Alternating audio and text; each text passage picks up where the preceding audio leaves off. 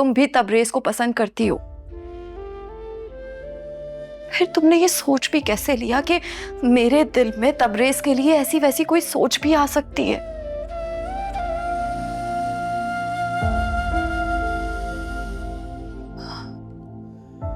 और जो तुम दोनों के दरमियान बातें हुई वो? ज़ारा, हम दोनों की बातों का मौजू हमेशा तुम होती थी। वो अपने दिल की बात शेयर करता था मुझसे। उस दिन वो बुके भी तुम्हारे लिए लेकर आया था, तुम्हें बताने के लिए, लेकिन तुमने तो बेरुखी से उससे मुंह ही मोड़ लिया। और फिर भाभी की उल्टी सीधी बातें। I am sorry Shafaq, I am really very sorry. पता नहीं मुझे क्या हो गया था। कोई बात नहीं, मोहब्बत की शिद्दत ही शक को जन्म देती है, इसलिए क्या याद करोगी। जाओ, मैंने तुम्हें माफ किया। तुम बहुत बहुत अच्छी हो शफक, और मैं बहुत बुरी। मैं अपनी दोस्त और बहन को नहीं पहचान सकी। प्लीज मुझे माफ कर दो। लेकिन तुम्हें इसकी सजा भुगतनी होगी। मुझे तुम्हारी हर सजा मंजूर है। तो बस कल तुम, मैं और तबरेज लंच पर जाएंगे। डन। Thank you Shafaq. खुश रहो। अच्छे से तैयार हो ना, और आज वो जो सारा मेकअप मुझे दिखाती रहती हो ना, इस्तेमाल कर लेना।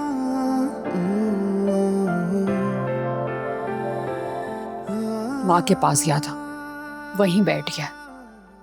पता नहीं क्या किस्से सुना रही है उसे। कैसी लग रही हूँ? तुमसे किसने कहा था कि शफक तबरेज को पसंद करती है? ये कौन सा मौका ये सवाल करने का? यही मौका है, जो पूछा है जवाब दो। क्या हो गया है? इतना अच्छा मूड था। माँ ने कान भरे हैं ना? Shut up, just shut up के। प्लीज अरुण, क्यों बिला वजह गुस्सा कर रहे हो? शफक और तबरेज के मामले से हमारा क्या ताल्लुक? ताल्लुक नहीं है तो उनके खिलाफ कहानियां क्यों बुन रही हो? क्यों बता रही हो लोगों को उनके बारे में? तो मैंने कोई कहानी नहीं बनाई, जो नजर आ रहा था वही कह रही हूं। और अम्मी जान को तो शफक अपनी बहू से ज्यादा प्यारी है। उस पे कोई इल्जाम ना आए, चाहे बहू के सर पे खाक पड़े। किस तरह की घटिया लैंग्वेज यूज कर रही हो तुम? क्या बातें कर रही हो तुम?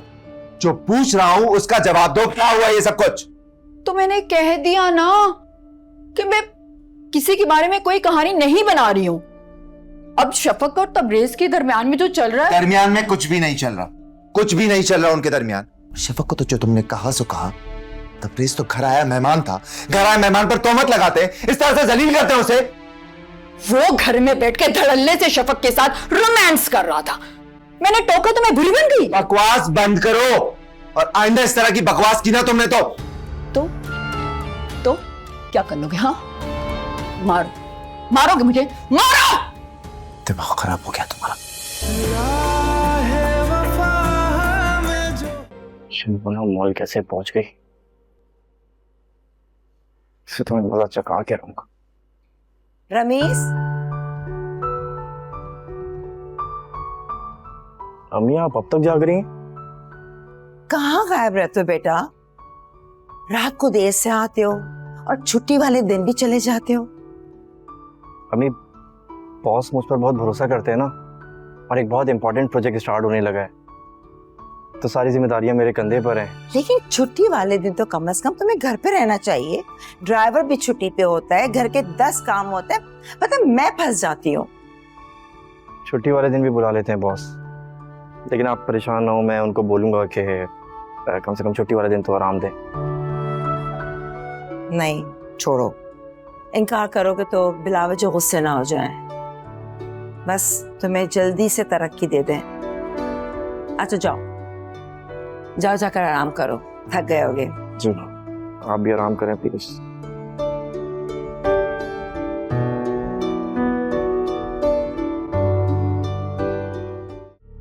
महा, माहम बेटा इतनी रात को कहाँ जा रही हो? माहम, माहम कहाँ जा रही हो? अरे माहम कहाँ जा रही हो इतनी रात को? मेरी बात तो सुनो।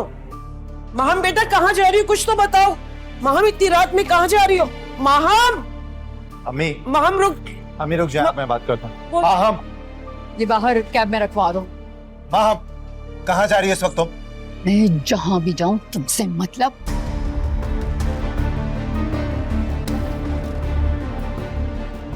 पुप्पो, अम्मी आखिर हुआ क्या है?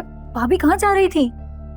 मुझे नहीं पता, मैंने तो बहुत रोकने की कोशिश की, उसने तो मुड़ के भी नहीं देखा और ना जवाब दिया।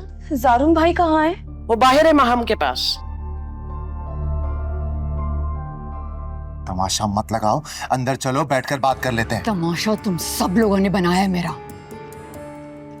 वो गैर लड़की सही और मैं गलत।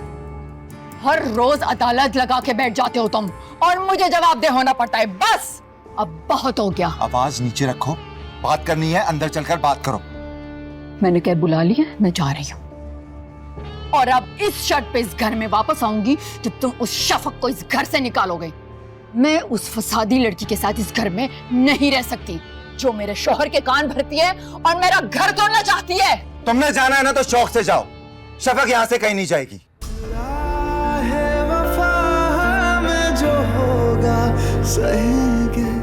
क्या हुआ जारून? रोका नहीं माहम को? रोकने का कोई फायदा नहीं है अम्मी।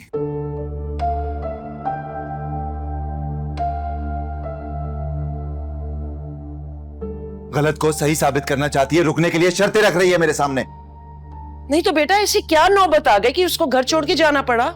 वो चाहती है कि उसकी गलती में मैं उसका साथ दूं, उससे कोई बात पुरस भी ना करूं। क्यों? अम्मी अब हद हो चुकी है, घर की बच्चियों पर उंगलियां उठाने लगी है, ये बर्दाश्त नहीं करूंगा मैं।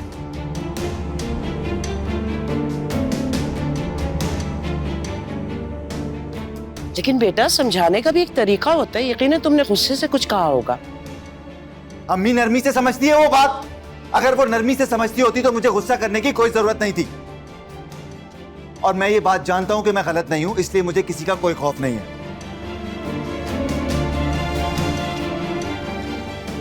ये अच्छा नहीं हुआ जारून। मैं मासूमा को फोन करती हूँ। हरगिज नहीं, हरगिज नहीं। मासूमा आंटी को कोई कॉल नहीं करेगा और ना ही माहम को। ना आप करेंगी और ना ही इस घर से कोई और करेगा। समझ आ गई ना तुम लोगों को?